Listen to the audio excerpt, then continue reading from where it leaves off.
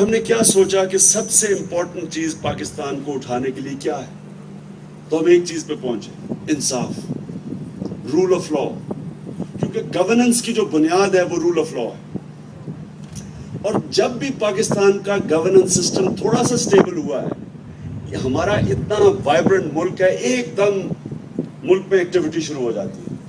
مشرف کے دور میں صرف دو سال الیکشن سے پہلے صرف سٹیبلٹی آئی تھی اور ایک دم اکنامک ایکٹیویٹی شروع ہو گئی، زمینوں کی قیمتیں اوپر چلی گئی۔ تو ہم نے یہ سوچا تھا کہ جس وقت اس ملک کے اندر گورننس سسٹم جس کی بنیاد رول آف لا میں رکھی جائے، یہ ایک سنگل ون پوائنٹ ہے جسے پاکستان ٹیک آف کر جائے گا۔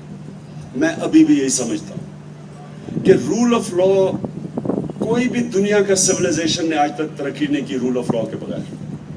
رومنز اس لیے وہ باقی دنیا کو باربیرینز کہتے تھے کیونکہ رومن لا تھا، لاز تھے رومنز کے پاس۔ مسلمان دنیا کی سپر پاور کیوں بنے؟ اس کی بنیاد رکھی گئی خلافت راشدہ میں عدل اور انصاف پہ۔ انگریز ہمارے سے کیوں ایک ورلڈ پاور بن گئے اس کے بعد؟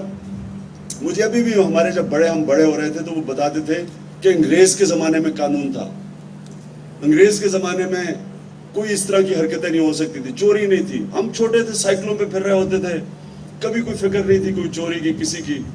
اور مجھے ابھی بھی یاد ہے کہ ہم سائیکلوں پہ اسکول جاتے تھے تو اگر بتی نہ ہو پولیس والا فائن کر دیتا تھا، قانون تھا۔ تو آہستہ آہستہ جو ایک چیز ہم نے ختم کی وہ رول آف لا ختم کیا، اور رول آف لا جب ختم ہو جائے تو پھر مجرم آپ کا صدر بھی بن سکتا ہے۔ سب چیز اگر آپ کی سوسائٹی نے ترقی کرنی ہے اس کی بیسس ہے لا۔ انصاف کے بغیر حضرت